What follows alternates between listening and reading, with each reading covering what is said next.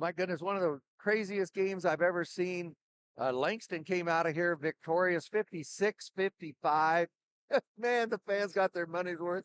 I bought tickets to a cage match and a gas basketball game broke out with about 6 minutes to go in the first half. Well, it started out Langston couldn't score the ball. Langston didn't score the ball until 8 minutes were gone in the game. They were down, I think, 11-1, and they really struggled through the first half. But somehow, at the end of the first half, they battled to within 8 points. And you're okay. Well, they're in striking distance, and then the teams kind of traded blows. I'm not. There was more bodies on. It was one of the wildest, most physical games I ever saw in my life. There was 43 turnovers, not because people couldn't handle the ball, just because it was just the battles were unbelievable. Anyway, 43 turnovers. What were there for free throws? There were a billion. There were 20, 37. No, there was, I'm sorry, that's wrong. There was 57 free throws. 57 free throws. There was more free throws. Well, at one point there was more free throws than shots taken, but that didn't hold out toward the end. So Langston only shot 18%, 18%, and 12% from three. And then Oklahoma Wesleyan, they shot 33%, 28% from three. Well, listen to this. Oklahoma Wesleyan had 24 turnovers. Langston had 19 turnovers. There was 42 fouls in this game. And when I say fouls, these were not touch fouls. It was wild. It was everything that everybody was hoping it. Well, I guess hope. Yeah, everybody was talking about this was going to be. I don't want to overuse the term, but a cage match. And man, it was.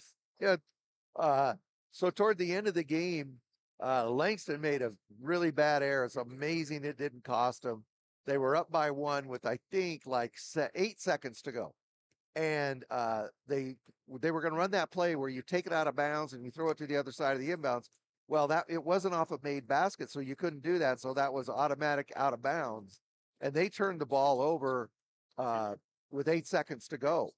And then the ball came in. There was a missed shot by Oklahoma Wesleyan, a wild scramble on the floor.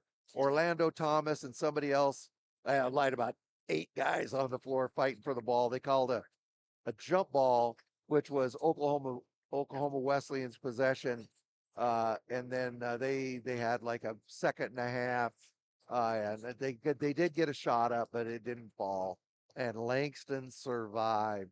That was wild, man. You know what? I think I can't confirm this, but I think on Urban Edge they got the not only the games, but I think they have the replay. So, man, you should check that out. Okay, let's switch gears a little bit. So, out on the floor in front of us is the last game of the night. Right now in front of us is Bellevue. They're going to be taking on Rocky Mountain. So, Bellevue is out of the Frontier. Rocky Mountain is out of the Frontier. These two teams have played each other twice. Rocky won both, but they were both, like single possession games, both at the Bellevue's place and up in Billings. So I really expect this to be a very good game. Again, these are two really good defensive teams.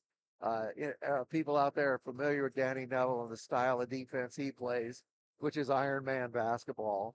And then, Coach Gabriel out of Bellevue, he's got these guys playing defense as well. So I expect another great game. And Bellevue wants a little bit of revenge. They've lost twice to Rocky Mountain. Now Rocky Mountain has had some really what is it, three last second. They won the Frontier tournament on a last second shot. Remember that Omari Nesbitt shot from half court, and then they've had like three squeakers. Uh, I've been teasing Coach Neville Sid, asking if he can win by a decent margin, but I'm guessing tonight's going to be a really close game. Anyway, tune in on Urban Edge. You know where to find it by now. And man, this is some great basketball. This is Billy D.